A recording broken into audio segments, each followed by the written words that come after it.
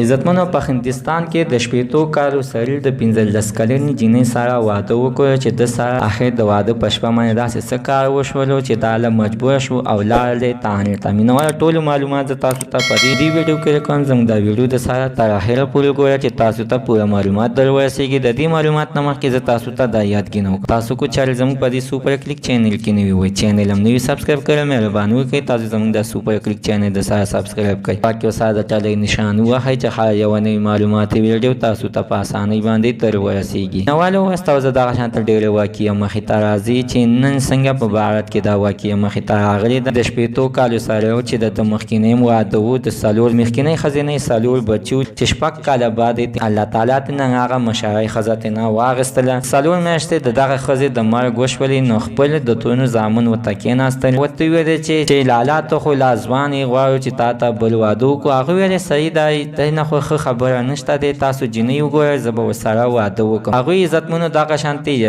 یوې جینۍ سره خبره وکړه او ورته وویل چې دغه شانتې زموږ مشر د تره زوی دی او هغه سره ډېر مال دولت دی، غواړو چې د هغې نه په څه چل باندې مال دولت ووخو. جینۍ ویل صحیح ده، ما ته منظوره ده او 15 کلنه وه، ډېره ښایسته م وه، ته ورسره واده واسئ چې ورسره وکړه. د واده په شپه باندې دغه جینۍ په ځان باندې پیریان راغوسته او ویل چې مور مې اسکیډن کړی، زه ځم مور لمې، نو ته مو له اجازت ورکړو زه سعید ته لاړ شم او بس د مور هر څه چې وشي نو واپس بېرته خپل کور ته راځه. نو دې دغه د واده زلمي شپه څلور میاشتې انتظار وکړلو، خو دغه ناوې په کور باندې دننه نه شوه. د هغې نه بیا بعد د پولیسو ته لاړلې او د خپلو د تونو په زامنو باندې مقدمه درج کړل او ویل چې دوی ما سره دوکه کړې. مینواله د دوی په اړه باندې ستاسو څخه دی حتما راسره خپله رایه لاندې په کامنټ کې شریکه کړئ. زموږ د سه عزتمنو نننۍ معلومات د دې ځای پورې د نوي معلوماتو لپاره د سره زموږ د سوپر کلیک چینل د سره سبسکرایب کړئ، خوا کې سره د ټلۍ نشان وښایئ چې هر یوه نوي معلوماتي ویډیو تاسو ته په اسانۍ باندې در ورسي.